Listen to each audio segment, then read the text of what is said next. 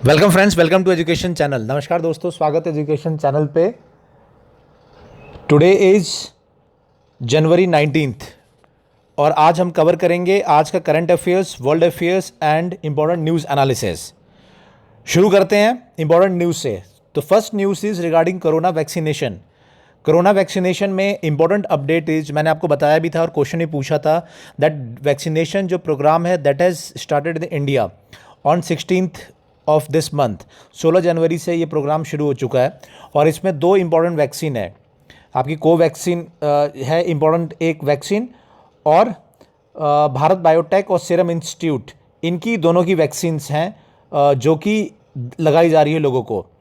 ना अब इसमें प्रॉब्लम आई है। प्रॉब्लम ये है कि इसमें जो लोग हैं इम्यूनाइजेशन प्रोग्राम में जिनको पार्टिसिपेट करना था, फ्रंटलाइन वर्कर थे, हेल्थ केयर वर्कर थे, वो लोग जितनी उम्मीद थी उतना वैक्सीनेशन अभी हो नहीं पाया है। और उसका एक इम्पॉर्टेंट कारण है कि लोगों का डर। काफ़ी लोग, चूँकि ये वॉलंटरली है, मतलब वैक्सीन लगाना आपके मर्जी के ऊपर है, आपका नाम रजिस्टर किया जाएगा और अगर आप वैक्सीन लगाना चाहते हैं तो आप लगा सकते हो और आप मना करना चाहते हो तो मना भी कर सकते हैं। तो उसकी वजह से, वॉलंटरी होने की वजह से काफ़ी लोग इसको मना भी कर रहे हैं। सो that is the important problem vaccination this vaccination drive is facing. और इसका इम्पॉर्टेंट कारण है कि जो इसके साइड इफ़ेक्ट हो रहे हैं, जो साइड इफ़ेक्ट्स की वजह से काफ़ी लोग वैक्सीन लगाने के लिए मना भी कर रहे हैं। और अभी जो कोवैक्सीन है, जो भारत बायोटेक की वैक्सीन है, उन्होंने एक ये कहा है कि जिन लोगों को इम्यूनिटी है या हार्ट डिसऑर्डर है या किसी भी तरीके की एलर्जी है, वो लोग इस वैक्सीन को ना लगाए। कल मैंने बताया भी था कि ये भारत बायोटेक की कोवैक्सीन है। ये वैक्सीन का फेज़ 3 अभी क्लिनिकली कंप्लीट नहीं हुआ है। तो ये एक इंपॉर्टेंट अपडेट है। So this is important update regarding vaccination drive. I have already ask you the question, जो मैंने आपको एक मेंस का क्वेश्चन इससे ऑलरेडी पूछा हुआ है कि वैक्सीनेशन प्रोग्राम में क्या क्या इंडिया की प्रिपरेशन है and what are the challenges. तो चैलेंजेस में these are the few challenges we are facing, the vaccination drive is facing. हम बात करेंगे आगे, एक एडिटोरियल भी है, तो we will talk in detail regarding this vaccination drive. Okay, now let's take the another topic. अलग जो टॉपिक है वो फार्मर लॉ से रिलेटेड, एग्रीकल्चरल बिल से रिलेटेड है। और वहाँ पे अपडेट ये है कि सुप्रीम कोर्ट में इसकी हियरिंग चल रही है रिगार्डिंग जो प्रपोज फार्मर रैली है, जो ट्रैक्टर रैली है। किसानों ने ये कहा है कि 26 जनवरी को ये अपनी रैली निकालेंगे, ट्रैक्टर रैली, और उसकी परेड करेंगे। सो इसको लेके दिल्ली जो पुलिस है उन्होंने सुप्रीम कोर्ट को अप्रोच किया था and Supreme Court has said कि लॉ एंड ऑर्डर जो है वो दिल्ली पुलिस की रिस्पॉन्सिबिलिटी है। So this is a very important judgement that Supreme Court has given.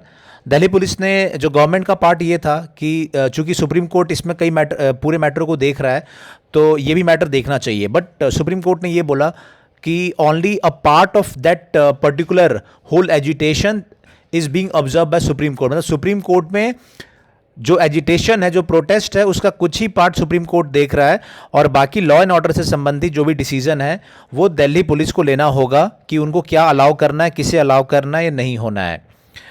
तो लेट्स सी इसमें क्या इंपॉर्टेंट अपडेट आता है। ये वैक्सीन से रिलेटेड ही अनदर अपडेट है कि दिल्ली में भी अराउंड 16% जो डिप है वो देखा गया। जितने लोगों को वैक्सीनेशन प्रोग्राम लेना था वो नहीं लिया है। और मैंने अभी जैसा आपको बताया कि काफ़ी लोगों को ये अप्रीहेंशन है कि इससे साइड इफ़ेक्ट हो सकते हैं, इसीलिए उसकी वजह से काफ़ी कम लोग टर्न अप हो रहे हैं। एक इम्पॉर्टेंट अपडेट है, जो 10th और 12th के जो स्कूल्स हैं, वो गवर्नमेंट स्कूल्स हैं, वो कई जगहों पे स्टेट्स में वो खोल दिए गए हैं। और this is important update because corona के बाद में पिछले मार्च में जो लॉकडाउन हुआ था उसके बाद में ऑलमोस्ट 10-11 महीने के बाद स्कूल्स जो ये खुल रहे हैं फुल स्विंग्स में। तो एक इम्पॉर्टेंट अपडेट है, ये आपको ध्यान रहे।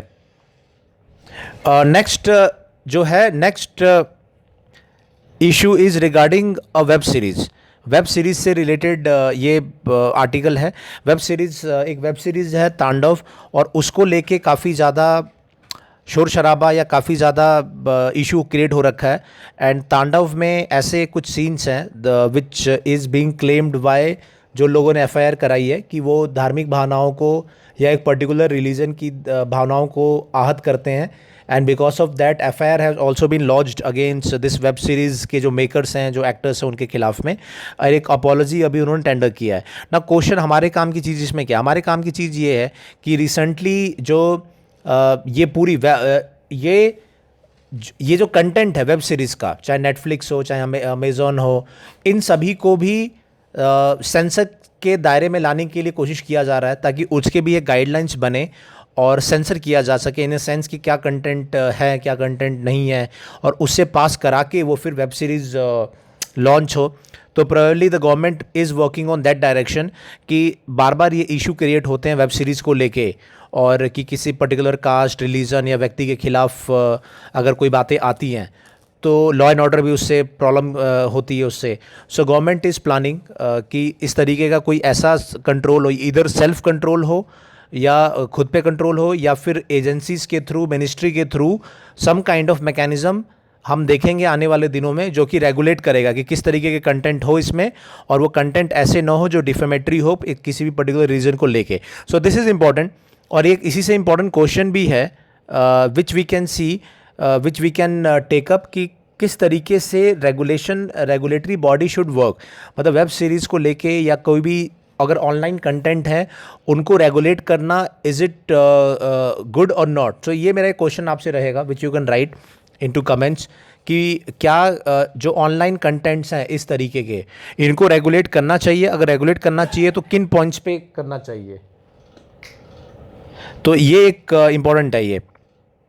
Now let's take up another issue is regarding the, इसमें है, ये बहुत अच्छा इशू है, this is regarding the women's role in farmer protest या एनी काइंड ऑफ प्रोटेस्ट। तो एक जिनका सोशियोलॉजी ऑप्शनल है, या पॉलिटिकल साइंस है, या फिर फॉर दैट मैटर साइकोलॉजी है, या जनरल स्टडी के लिए, इसको ध्यान से समझेंगे कि जो महिलाओं का प्रतिभागिता है, जो महिलाओं की इसमें इन्वॉल्वमेंट है इस प्रोटेस्ट में, जो किसान प्रोटेस्ट है अभी दैट्स गोइंग ऑन, वो काफ़ी बढ़ चढ़ के उसमें उन्होंने भाग लिया है। तो सोशियोलॉजी के पॉइंट से आप समझिए, हम समझते हैं वुमेन रोल जनरली जो जेंडर रोल के अकॉर्डिंग वो डिफ़ाइन किया जाता है घर के अंदर, बट यहाँ पे दो तरीके से महिलाएं अपना रोल प्ले कर रही हैं। इसमें दो रोल ये है कि जो किसान, जो मेल किसान जो धरने पे बैठे हैं, तो उनकी जगह पे फार्मिंग जो है, किसानी जो है वो महिलाएं कर रही है। एक तो पंजाब हो चाहे हरियाणा हो, जहाँ से भी किसान आए हैं उनके घरों की रखवाली कर रही हैं और किसानी भी कर रही हैं। और दूसरा पहलू ये है कि उसमें 20%, अराउंड 15 टू 20% जो प्रोटेस्टर हैं वो खुद वुमेन प्रोटेस्टर है, महिला प्रोटेस्टर है। तो ये दो पॉइंट आप नोट करिएगा, जो मैंने आपको दोनों पॉइंट बताए कि दो क्या एग्जाम्पल हैं। और दूसरा ये एग्जाम्पल है, कई इसमें डेटा है that you should take, rough data है but it should be there, कि जो प्रोटेस्ट में 15 टू 20% महिलाएं हैं, और दूसरा ये कि जो ट्रैक्टर रैलीज वगैरह है उसमें भी पार्टिसिपेट करने जा रही हैं। और एक नाम है, इस नाम को आप याद रखिएगा, कविता कुरुगंती। ये ओनली वुमेन डेलीगेट है फार्म यूनियंस नेगोशिएशन टीम में। लेकिन ये खुद फार्मर नहीं, इनकी फैमिली में कोई फार्मर नहीं है, but she is like activist and on behalf of women farmers she is speaking, and she is the only delegate in the farm unions negotiation team में, अकेले हैं ये। So this is one part. Second part ये है कि अभी महिला किसान दिवस सेलिब्रेट किया गया वुमेन फार्मर्स को लेके, सो दैट इज़ अनदर पॉइंट। और उनकी प्राइमरी डिमांड ये है कि पूरे इसमें सेंसस डेटा के अकॉर्डिंग 30% जो कल्टीवेटर्स हैं और 43% एग्रीकल्चरल लेबरर्स हैं वो महिलाएं हैं। कल्टीवेटर्स और एग्रीकल्चरल लेबरर्स दो अलग अलग टर्म समझिएगा। बट इनके पास लैंड राइट्स नहीं है, मतलब ज़मीन इनके नाम पे नहीं है। हालांकि वो कृषि में कल्टीवेट करती हैं या लेबर के रूप में काम करती है, लेकिन इनके नाम पे ज़मीन नहीं है, और तो प्रॉपर फार्मर भी काउंट नहीं होते हैं ये। So this is the one important issue that has been raised by the parallel movement. मतलब किसान मूवमेंट में ही हम लोग एक पैरेलल मूवमेंट देख रहे हैं, वो है महिला किसानों का मूवमेंट। और इसको हमें अलग अलग करके देखना बहुत ज़रूरी है, क्योंकि अगर हम इसको एक तरीके से सोशल अवेकनिंग या सोशल अपराइजिंग बोलेंगे, तो उसमें इम्पॉर्टेंट अपराइजिंग है वुमेन किसान का, महिला किसान का। तो वो अपना अधिकार चाहती हैं पैरेलली कि उनको भी पुरुषों के अलावा उनको भी किसान के रूप में काउंट किया जाए, उनको भी ज़मीन का अधिकार मिले और उनको भी वो सभी राइट्स मिले जो एक फार्मर्स को मिलता है या मेल फार्मर्स को मिलता है. So this is very very interesting thing और ये पूरा का क्वेश्चंस कभी भी आ सकता है. ये बहुत इंपॉर्टेंट पॉइंट है. सो ये पॉइंट आपको ध्यान में रहे और जो नाम मैंने बताया that also should be in your knowledge. And महिला किसान दिवस जो ऑब्जर्व किया गया मंडे को ऑब्जर्व किया गया कल यानी कि, सो दैट इज़ ऑल्सो इम्पॉर्टेंट. वो नाम और इसको आप याद रखिएगा. सो इस पर्टिकुलर जो ये पर्टिकुलर न्यूज़ है that can be use in many ways. That can be used in terms of the parallel movements which are going on and that can also be used as analysis of how the women empowerment is going on, and also that can be used if there is any question on feminism या फिर activist पे अगर बात आए तो, या फिर equal rights की बात, equal rights और opportunities की बात आती है. तो in all this sense this particular example can be used, जो मैंने आपको भी example बताया और data also I have given you. So this is very very good example which you should use. तरीका मैंने बता दिया किस तरीके से इस्तेमाल करना है. Okay, now we will move to editorial part and we will cover the first opinion. The first opinion article is regarding the corona vaccination. The corona vaccination I have already told you कि vaccine को लेके लोगों में काफ़ी ज़्यादा थोड़ा डर भी है काफ़ी एक मेजर्स को, और वो डर का कारण ये है, थोड़ा डिटेल में हम जानेंगे. डर का कारण ये है कि जो फेज़ 3 का डेटा है कोवैक्सीन का भारत बायोटेक की जो है वो अभी तक क्लियरली आई नहीं है. और फिर दूसरा ये कह रहे हैं कि तमिलनाडु जैसा स्टेट है वहाँ पे भी जो जितना टारगेट था उसका 16% ही अचीव हो पाया on the first day. Okay, और जबकि वहाँ पे literacy is also there, health infrastructure also there, but then also सिर्फ 16% अचीव हो पाया बिकॉज ऑफ द एप्रीहेंशन. वो एप्रीहेंशन की वजह से है कि ये प्रॉब्लम है. और दूसरी ये कि कोविशील्ड के कंपैरिजन में कोवैक्सीन को लेके इशू हो रहा है. कोविशील्ड की तभी भी डिमांड है थोड़ी, मतलब ठीक ठाक डिमांड है, बट कोवैक्सीन को लेके लोगों में ये डर है कि उनका क्लिनिकल ट्रायल ख़त्म नहीं हुआ है, so it can cause some issues. So that is one thing. और दूसरा राइटर ये कह रहे हैं कि जब तक अगर फेज़ 3 का डेटा अगर जब तक अब उपलब्ध नहीं है तो government should keep a watch. मतलब गवर्नमेंट को इसको रेगुलेट करना चाहिए कि जब तक फेज़ 3 डेटा नहीं आया तो जल्दबाजी करने की कोई आवश्यकता नहीं थी. एंड फिर एंड में ये कंक्लूड कर रहे हैं कि जिस तरीके से पीएम का ये है कि सबका साथ सबका विकास, तो उसी तरीके से ये ध्यान में रखना बहुत ज़रूरी है कि जो एफिकेसी और रिलायबिलिटी इन वैक्सीन्स की बहुत इंपॉर्टेंट हो, इसके साइड इफ़ेक्ट्स ना हो, ये गवर्नमेंट को ध्यान में रखने की ज़रूरत है. So this is regarding the corona vaccine opinion. Next जो पॉइंट है वो है रशिया से रिलेटेड. तो रशिया में शॉर्ट में इसको देखेंगे, हमारे कोई इतना डिटेल में जानने की इसकी ज़रूरत नहीं है, बट बेसिक न्यूज़ है अलेक्से नावल्नी हैं, वो जो रशियन प्रेसिडेंट हैं उनके अपोनेंट है और आवाज़ उठाते रहते हैं रशिया की जो गवर्नमेंट है, रशिया के जो प्रेसिडेंट है उनके खिलाफ में. तो पॉलिटिकल अपोनेंट है अलेक्सेई नावल्नी. इनको साइबेरिया से आते हुए प्लेन में कुछ महीने पहले पॉइजन भी कर दिया गया था. जर्मनी ने इनका इलाज हुआ और उसके बाद ये रशिया आए तो इनको गिरफ्तार कर लिया गया है. सो ये एक इंपॉर्टेंट न्यूज़ है. जो वहाँ के प्रेसिडेंट है व्लादिमीर पुतिन, उनके पावर को खुलेआम चैलेंज किया है नावल्नी ने, एंड बिकॉज ऑफ दैट उनको अरेस्ट कर लिया गया है. And this is very important development because ये लगातार ये चीज़ें चल रही थी और एक तरीके से डिक्टेटरशिप है रशिया में. जो व्लादिमीर पुतिन है उनके कंट्रोल में है पूरी चीज़ें, और जो भी अपोजिशन है उसको कंप्लीटली राइट ऑफ कर देते हैं या ऐसा एक्शन लेते हैं जिससे कि कोई भी अपोजिशन जो है खड़ा नहीं हो पाता है. जैसे कि नावल्नी 2018 का जो प्रेसिडेंशियल इलेक्शन था उसमें बार कर दिया गया वो इलेक्शन लड़ने से. सो इतने के लिए आपको ये ध्यान में रहना चाहिए. और जो यूरोपियन कंट्रीज़ हैं वो रशिया पे काफ़ी प्रेशर बना के रखा है उन्होंने कि इस इशू को ठीक से हैंडल करे या फिर जो अपोनेंट है उनको स्पेस दे वहाँ पे रशिया में, so that they can do their politics and उनको इस तरीके के जो चीज़ें हैं वो मेजर्स ना ले. सो नाम बस आपको याद रहे, ये जो मैंने बताया अलेक्से नावल्नी, और ये चीज़ नाम आपको याद रहना चाहिए. ये जो एडिटोरियल है ये रिलेटेड है ये है कोरोना प्लस जेल की कंडीशंस. पैंडेमिक में जो जेलों में कंडीशन हुई, जो लोग जेलों में बंद थे उनसे रिलेटेड है. तो बेसिकली राइटर इज सेइंग कि जो जेल में बंद हैं, एक तो वैसे भी बेल और इनकी प्रॉब्लम थी, प्लस कोरोना आ गया तो और प्रॉब्लम हुई. तो ये हमारे लिए इंपॉर्टेंट ये है इसमें कि ये CRPC का अमेंडमेंट है 2005 का. उसमें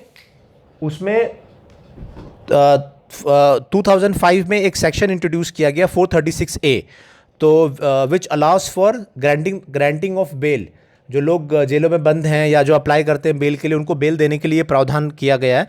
सो ये प्रावधान किया गया था 2005 में, और उसका मेजर टारगेट ये था कि जो जेल में जो हैं वो कम से कम लोग रहे, और मेरिट के आधार पे जो लोग बेल पे छूट सकते हैं उनको छोड़ा जाए, ताकि प्रिजन है वो डीकंजेस्ट हो। प्रिजन में, जेलों में सबसे बड़ी दिक्कत ये है कि जितनी कैपेसिटी उससे ज़्यादा जो लोग हैं, तो उससे उनकी हेल्थ पे भी इफेक्ट पड़ता है प्रिजनर्स के, एंड कोरोना में भी काफ़ी ज़्यादा आफ्टर इफेक्ट हुआ है।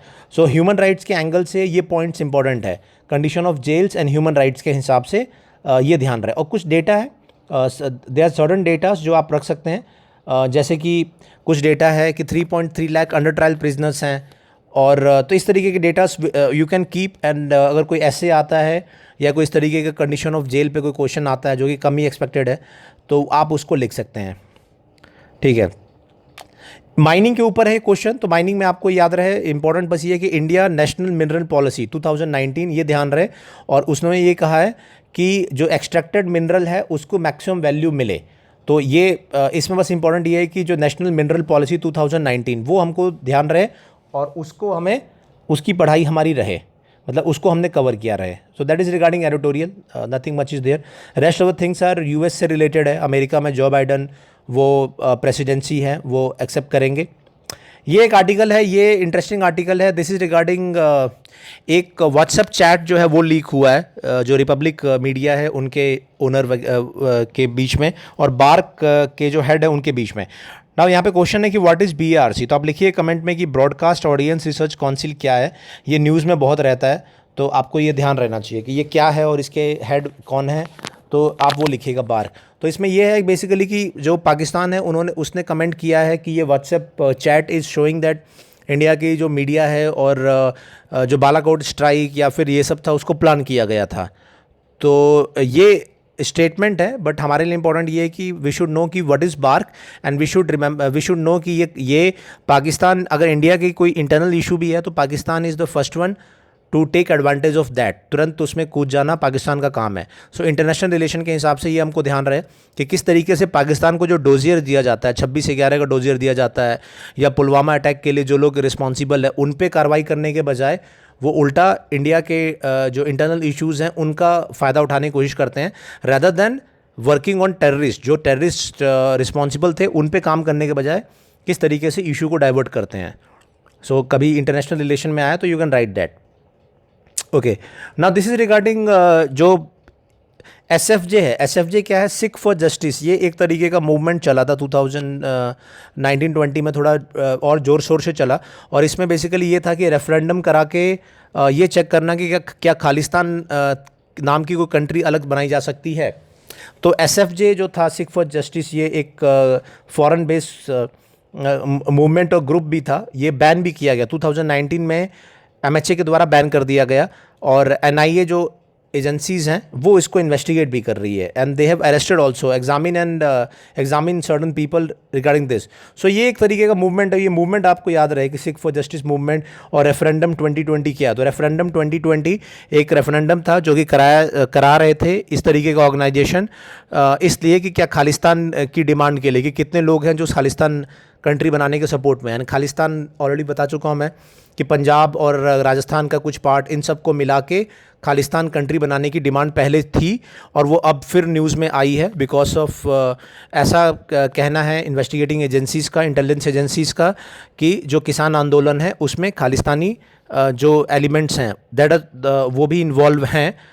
तो कुछ ऐसे उसमें लोग हैं। सो दैट इज़ इम्पॉर्टेंट पार्ट। एक टास्क फोर्स बनाया गया था लड़कियों की एज को लेके, मैरिज एज को लेके ये बनाया गया था कि जो अभी जो मैरिज एज है 18 है, तो उसको क्या 21 किया जाए, करना चाहिए, इसको लेके। तो I had ask you question also in past, I will again ask you question, क्योंकि ये इंपॉर्टेंट क्वेश्चन है कि मैरिज एज को बढ़ाने में या घटाने में क्या क्या प्रॉब्लम्स हो सकती है। बिकॉज घटा तो सकते नहीं क्योंकि एडल्ट एज हमने 18 कर रखी है। तो if we increase, is it wise to increase the marriage age from 18 to 21? Women का एज 18 से 21 कर देना चाहिए। लड़कों की एज, मैरिजेबल एज है 21, तो लड़कियों को भी बढ़ा के उनकी 21 कर देना, क्या ये सही रहेगा या 18 इज़ राइट? तो इसके पक्ष में या विपक्ष में आप पॉइंट्स लिखिएगा। नेक्स्ट है एक इशू काफ़ी ज्वलंत है, काफ़ी न्यूज़ में है कि जो अरुणाचल प्रदेश का कुछ पार्ट है उसमें चाइना ने गांव बना लिया है। तो इसमें कुछ क्लैरिफिकेशन आया है। क्लैरिफिकेशन ये आया है कि 1959 में ही चाइना ने उस पार्ट को अपने कब्जे में ले लिया था और 1962 में लड़ाई भी हुई थी भारत और चाइना की। तो 1959 में ही जब छिटपुट झगड़ा हो रहे थे उस समय ही वो पार्ट तब से ही चाइना के कब्जे में है और चाइना उसी पार्ट में अपना जो भी गांव बनाया है वो गांव को बसाया है। So this is very important development, क्योंकि ये क्लेम किया जा रहा है कि चाइना ने अरुणाचल प्रदेश का एरिया है, इंडिया का जो पार्ट है उसमें किया है ना। गवर्नमेंट ने ये कह दिया कि इस एरिया को 1959 में ही, हालांकि अरुणाचल प्रदेश का ही एरिया था पहले, उससे पहले आज़ादी के टाइम पे, लेकिन 1959 में चाइना ने उसको कब्जा कर लिया था। तो इसीलिए उसको चाइना की टेरिटरी की तरह ही कंसीडर अब तक किया जा रहा था। बट ये इंपॉर्टेंट डेवलपमेंट है, काफ़ी इंपॉर्टेंट डेवलपमेंट है ये। ओके ये एक इम्पॉर्टेंट है, ज्योग्राफी के हिसाब से बहुत इम्पॉर्टेंट है कि मॉनसून फोरकास्ट का नया मॉडल बनाने की बात की गई है। कि नया मतलब मॉनसून मतलब जो मॉनसून आएगा या बारिश का जो मौसम होता है उसमें कितनी बारिश होगी, कब कब होगी, कहाँ कहाँ होगी, पूरे जो सीज़न होता है 3-4 महीने का उसमें कितनी बारिश रेनफॉल एक्सपेक्टेड है। तो इसको प्रोडिक्ट करने के लिए नए मॉडल्स बनाए जा रहे हैं, स्टैटिस्टिकल मॉडल और कंप्यूटर मॉडल्स बनाए जा रहे हैं। तो ये मॉडल है, मैंने यहाँ हाईलाइट कर दिया है। 3 मॉडल है कंसिडरेशन में। तो सर्कुलेशन मॉडल है और उसके अलावा अलग अलग मॉडल्स हैं, तो दैट आई हैव हाईलाइटेड। तो इसको आप अपने नोट्स में डाल लीजिएगा। और ज्योग्राफी ऑप्शनल है तो 100% आप इसको डालिएगा, और नहीं भी है तो इसको ज़रूर आपके ध्यान में रहे and you can write it. जो statistical models and other models are there. तो बेसिकली ये मॉडल ये बताएगा किस तरीके से कितनी बारिश होनी है और उससे फिर अलग अलग फ़ायदे नुकसान होंगे। यहाँ पे एक इंस्टीट्यूशन का नाम है सेंट्रल विजिलेंस कमीशन। तो विजिलेंस कमीशन बेसिकली कोई भी ब्राइब का इशू हो, रिश्वत का इशू हो तो उसको चेक करती है। तो आप मुझे बताएंगे कि सेंट्रल विजिलेंस कमीशन इसका गठन कब हुआ था और इसके ये जो है इसके कंपोनेंट्स क्या क्या हैं, सीवीसी के कौन कौन लोग इसके चेयरमैन या मेंबर्स हो सकते हैं। That you write to the comments, कब इसका गठन हुआ और क्या इसका स्ट्रक्चर है। So that is regarding CVC, central vigilance commission. Okay, rest of the news are regarding international relation. 2 countries का नाम है इसमें, युगांडा और ट्यूनीशिया। युगांडा का हम जैसे मैंने बताया जो हम करते हैं, युगांडा को आप देखेंगे मैप में हो क्या रहा है, वहाँ पे युगांडा में इलेक्शन होना है। तो वहाँ पे एक प्रेसिडेंशियल चैलेंजर है बॉबी वाइन। तो उनको लेके काफ़ी न्यूज़ हैं और काफ़ी ज़्यादा इंस्पायर कर रहे हैं लोगों को। So that the news is regarding them कि जो करंट गवर्नमेंट है और जो उनकी अपोजिशन है उनके बीच में टसल इज़ गोइंग ऑन। हमारे हिसाब से इंपॉर्टेंट क्या है, एक तो इनका नाम याद रहे बॉबी वाइन, और दूसरा नाम है कि आप युगांडा कंट्री खोलिए, उसकी कैपिटल है वो देखिए क्या है कैपिटल, कौन उसके कहाँ पे है, उसके अगल बगल की कंट्री कौन सी है, लैंडलॉक्ड है या ओशियन नियर ओशियन है ये कंट्री। तो that you write into the comments, लेकिन मैप में आप युगांडा को जरूर कवर करिए। नेक्स्ट कंट्री जिसका जिक्र है वो है ट्यूनीशिया। तो ट्यूनीशिया के बारे में I had ask you earlier also and I will ask again.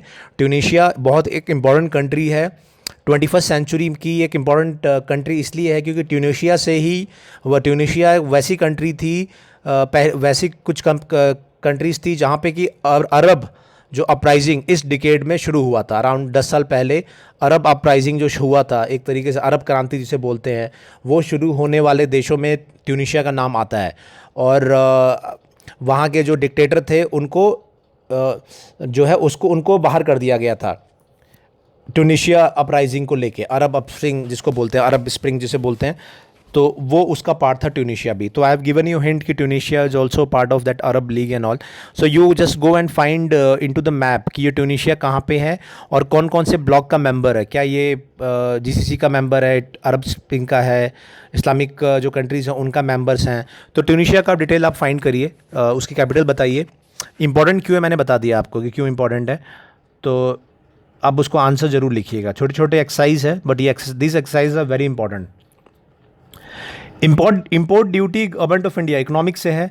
Import duty certain elements पे government of India is planning to increase, मतलब इम्पोर्ट ड्यूटी बढ़ाने के लिए बात कर रही है। आयात ड्यूटी कौन कौन से आइटम्स हैं, स्मार्टफोन हैं, इलेक्ट्रॉनिक कंपोनेंट्स हैं, ये सब बढ़ेंगे। मतलब आपके 10% तक जो आपके स्मार्टफोन वगैरह है वो महंगे हो सकते हैं, क्योंकि इंपोर्ट ड्यूटी का मतलब होता है कि जब आयात किया जाता है दूसरी कंट्री से तो उस पर एक तरीके से टैक्स आप समझ लीजिए या एक्स्ट्रा चार्ज समझ लीजिए।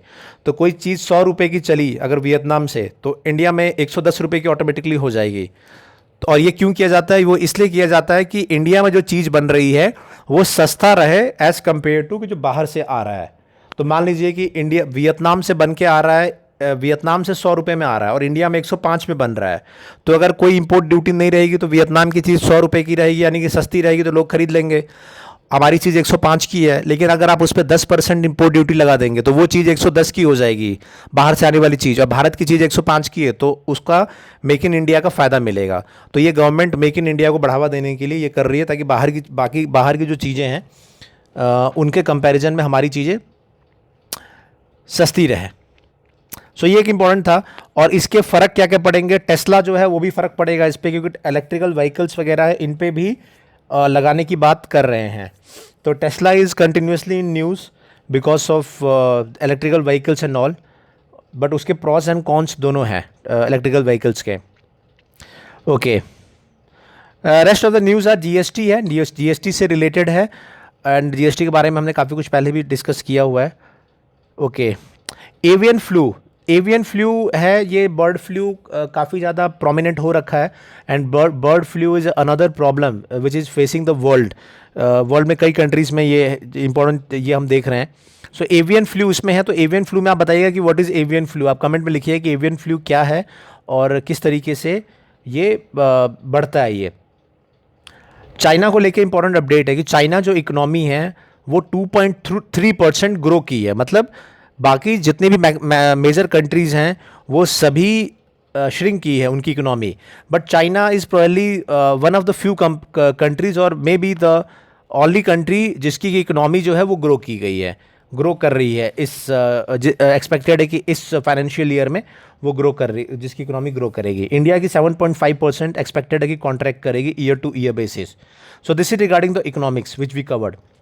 मैच है, मैंने आपको कल टास्क दिया था कि ये जो पॉइंट्स हैं जहाँ जहाँ ये टेस्ट मैचेस हो रहे हैं, ऑस्ट्रेलिया में इंडिया टीम विजिट कर रही है, तो I had given you question कि मैप में आप जाइए और आप ये बताइए कि मेलबोर्न कहाँ है, सिडनी कहाँ है, पर्थ कहाँ है, उसको मैप में देख लीजिए। क्योंकि कई बार क्वेश्चन आ जाता है मैप में ABCD मार्क कर देते हैं, देन दे आस्क कि पर्थ कहाँ है, गाबा कहाँ है। तो खासकर जहाँ जहाँ चूँकि इंडिया टीम अभी गई भी है और इंडिया ने टेस्ट सीरीज जीती भी है, सो ये क्वेश्चंस प्रीलिम्स में इस तरीके के मैप बना के वो क्वेश्चन आ भी सकते हैं। तो आप मैप में एक बार ये सारी प्लेसेस को एक बार ज़रूर आप देख लीजिए, and then you write into the comments also कि कैसे आपने याद किया है, कैसे एक क्लॉकवाइज आप बना लीजिए। उसको याद करने का तरीका ये है कि क्लॉकवाइज बना लीजिए कि हाँ पहले 12 जहाँ पे बचता है वहाँ पे लेट्स से सिडनी है, फिर पर्थ है, इस तरीके का, और एक एक्रोनिम बना के याद कर सकते हैं।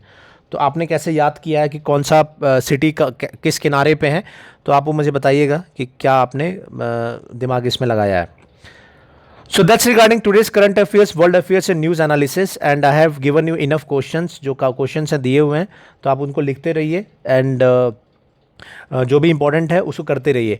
और हम लोग बाकी जो पेपर है उसको रिव्यू करेंगे, बाकी जो जनरल स्टडी के है और ऑप्शनल पेपर है। कुछ कमेंट्स मुझे मिले हैं कि कौन कौन से पेपर्स चाहते हैं कि रिव्यू करने के लिए, और भी जो रहेंगे उनको भी हम रिव्यू करेंगे। तो that's all for today's current affairs. Thank you, good bye.